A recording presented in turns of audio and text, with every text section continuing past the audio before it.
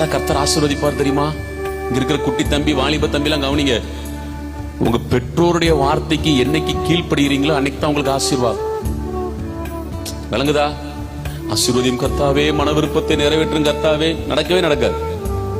தன் தகப்பனையும் தன் தாயையும் தூசிக்கிறவனுடைய தீபம் நான் ஏன் சொல்லணும்? இந்த பூமியில் நீ நல்லா இருக்கணுமா? ஆமா ஆண்டவரே.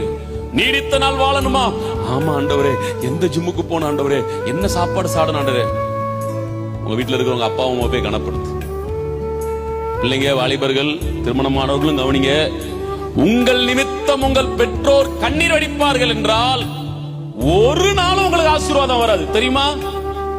உங்களால உங்க அம்மா, என் பிள்ளை என்ன பார்த்து இப்படி ஒரு வார்த்தை சொல்லிட்டாலே, அப்படி ஒரு சொட்டு கண்ணீர் வடிஞ்சிட்டு, அந்த கண்ணீர், ஒரு சொட்டு கண்ணீர் கூட நமக்கு சாபமா தான் முடியும். பெற்றோரை, தாய் தகப்பனை வேதனைப்படுத்தி ஒண்ணுமே செய்ய முடியாது. ஈசாக்க சும்மா ஆண்டவர் ஆசீர்வதிக்கல, அவனை சும்மா பெரிய ஆளா மாத்தல. அப்பா சொல்ற, நீதாண்டா ஆடு, படுறா, நான் அவனை வெட்டணும். என்னப்பா என்கிட்ட வந்து உத்தரவு கேட்டுக்கிட்டு நான் வரேன் பாக்க. இன்னைக்கு இருக்கிற ஈசாக்காரன் தான் என்ன பண்ணிருப்பான்? அப்பாவை பலி கொடுத்துட்டு வந்திருப்பான். ஒரே விட்டு. அப்ப யாருக்கு விட்டு விழுந்திருக்கும்? ஆண்டவரே உமக்கு என்ன வேணும்? பலிதானே வேணும்.